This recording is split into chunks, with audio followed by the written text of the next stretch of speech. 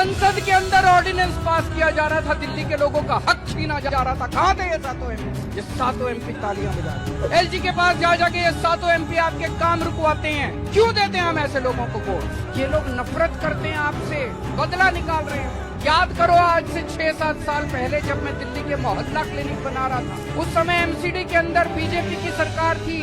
मेरे बने बनाए मोहल्ला क्लिनिक बुलडोजर भेज के इन्होंने तोड़ दिए दिल्ली के अंदर। बीजेपी पर बरसे सीएम अरविंद केजरीवाल, लोकसभा चुनाव के लिए आपका 9 सूत्रीय एजेंडा किया जारी।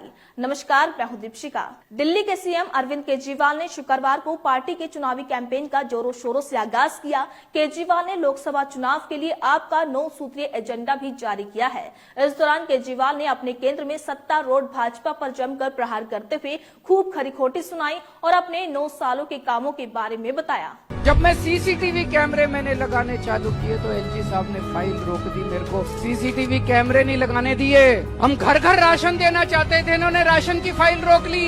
पिछले साल 2 महीने तक दिल्ली के मोहल्ला क्लिनिक की बिजली काट दी इन लोगों ने। दिल्ली के सारे मोहल्ला क्लिनिक की दवाइयां बंद कर दी इन्होंने, एलजी साहब ने, केंद्र सरकार ने। और इन्होंने दिल्ली के मोहल्ला क्लिनिक के टेस्ट बंद कर दिए इन लोगों ने। इतना निर्दयी कौन हो जो गरीबों का इलाज करे? आइए आपको बताते हैं सीएम अरविंद केजरीवाल ने क्या कहा। आपके मुखिया ने कहा कि हमने दिल्ली की जनता से किया गया हर वायदा पूरा किया है। 9 साल में हमने 30 फ्लाईओवर बनाए, मुफ्त पानी और 24 घंटे मुफ्त बिजली का इंतजाम किया, गली गली में सीसीटीवी कैमरे लगवाए। अभी हाल ही में मैं दिल्ली के बजट में दिल्ली की महिलाओं के लिए हर महीने 1000 की सम्मान राशि का इंतजाम कर दिया है। उन्होंने कहा कि हम दिल्ली वालों के लिए दिल खोलकर काम कर रहे हैं, लेकिन केंद्र में बैठी भाजपा और उनके लोग हमारे हर काम में रुकावट डालते हैं। एलजी हमारी हर फाइल रोक देते हैं। उन्होंने कहा कि इन लोगों को गरीबों से इतनी नफरत क्यों है। केजरीवाल ने आरोप लगाया कि जब दिल्ली वाले बीमार होते हैं तो दिल्ली के सांसद तालियां बजाकर खुशी मनाते हैं। दिल्ली के मोहल्ला क्लिनिक तोड़े गए। उन्होंने घर घर राशन योजना की फाइल रोक दी। दिल्ली वालों को याद होगा कि कैसे दिल्ली के सीसीटीवी लगवाने के लिए मुझे अपने साथी सत्येंद्र जैन, मनीष सिसोदिया, संजय सिंह और गोपाल राय के साथ लोक दफ्तर में 10 दिन का धरना देना पड़ा था। केजरीवाल ने कहा कि भाजपा की सांसदों ने कभी दिल्ली वालों का साथ नहीं दिया। हर बार जब दिल्ली का हक छीना गया तब भाजपा के सांसद कहां थे? दिल्ली की आवाज उठाना भाजपा सांसदों के बस की बात नहीं है। केजरीवाल ने दावा किया कि बीजेपी वाले खुलकर कह रहे हैं कि हमारी 370 सीटें आ रही हैं। वे कह रहे हैं कि उन्हें दिल्ली वालों का वोट नहीं चाहिए। उन्होंने कहा कि मैं कहता हूं कि दिल्ली वालों के वोट हमें चाहिए और हमारे साथ सांसद होंगे तो वे सांसद से सड़क तक दिल्ली के लिए लड़ेंगे। अभी मैं दिल्ली वालों के लिए भाजपा और लोग से लड़ रहा हूं। जैसे विधानसभा में आपने मेरे हाथ मजबूत किए, वैसे ही संसद में मेरे हाथ मजबूत कर दो, फिर दिल्ली वालों का कोई हक नहीं मार पाएगा। केजरीवाल ने आगे कहा कि अगर आपने दिल्ली में हमें 70 में से 40 सीट दी होती तो भाजपा हमारी सरकार गिरा देती। अब संसद में हमारे हाथ मजबूत कर दो। अगर संसद में हमारा हक मारा जाएगा तो यही सातों सांसद हमारे हक के लिए लड़ेंगे।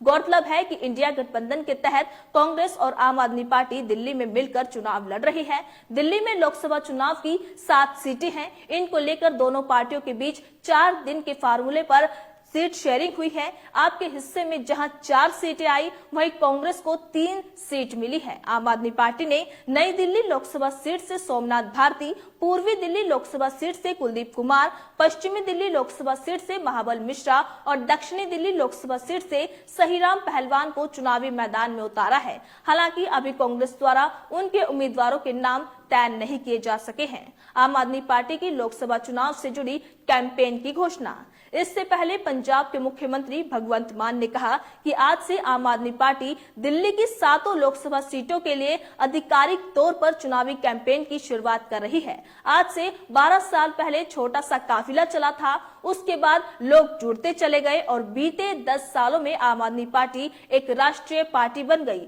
2 राज्यों में हमारी सरकार है। शायद 10 वर्षों में किसी पार्टी ने इतनी कामयाबी हासिल नहीं की होगी। हमें दिल्ली वालों के लोगों से बेहद प्यार मिला है। ऐसा बहुमत देश में कहीं पर भी देखने को नहीं मिला, क्योंकि हम काम की राजनीति करते हैं। दिल्ली में हमने मुफ्त बिजली पानी के साथ मोहल्ला क्लिनिक दिए, लेकिन केंद्र सरकार के दिल्ली के साथ जो व्यवहार कर रही है वो गलत है। मोहल्ला क्लिनिक की दवाइयां रोक दी गई, बिजली काट दी गई, जो स्कूल जा रहे थे उन्हें रोक दिया गया, बार बार सुप्रीम कोर्ट जाना पड़ रहा है। सुप्रीम कोर्ट का फैसला जो सुनाती है उसे भी अध्यादेश लाकर पलट दिया जाता है। वही भगवंत मान ने कहा कि पंजाब में हमारे पास 92 और दिल्ली में 62 विधेयक है, अगर ये कम होते तो पता नहीं सरकार कब गिरा देते। आप लोग हिमाचल प्रदेश का हाल तो देख लो।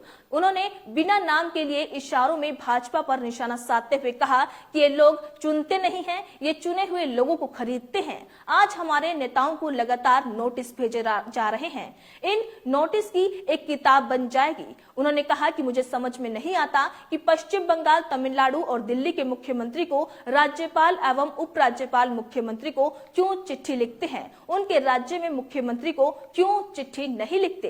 तो देखा आपने, दिल्ली के सीएम अरविंद केजरीवाल ने शुक्रवार को पार्टी के चुनावी कैंपेन का जोरों शोरों से आगाज किया। लोकसभा चुनाव के लिए आपका 9 सूत्रीय एजेंडा जारी किया। साथ ही केजरीवाल ने अपने केंद्र में सत्तारूढ़ भाजपा पर जमकर हमला बोला।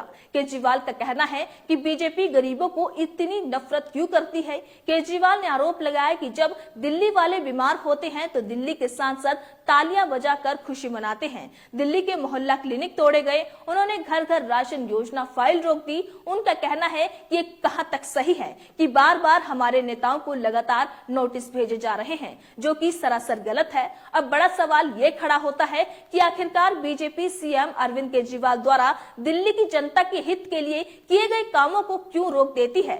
इस खबर को लेकर आपकी क्या राय है, अपनी राय कमेंट बॉक्स में लिखकर हमें जरूर बताइएगा। इसी तरीके से देश और दुनिया से जुड़ी हर छोटी से बड़ी अपडेट के लिए FBN यानी फ्रंटलाइन ब्रेकिंग न्यूज के साथ बने रहिएगा। धन्यवाद।